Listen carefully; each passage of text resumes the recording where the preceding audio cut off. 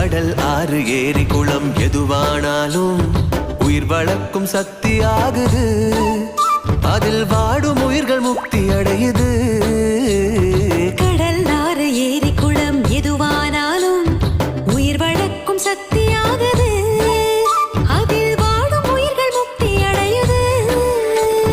வறண்ட மண்ணில் பசுமை தரும் பாட்டும் வெயிலில் குளிர்ச்சி தரும். வறண்ட மண்ணில் பசுமை தரும் பாட்டும் வெயிலில் குளிர்ச்சி தரும். மழையின் பெருமை நாம் அறிவோமே, அத வரவழைக்கும் கடமை செய்வோமே. உப்பு தண்ணி கூட நல்லா நீரா மாட்டோம். இயற்கை குணம் நமக்கு வேணுமே.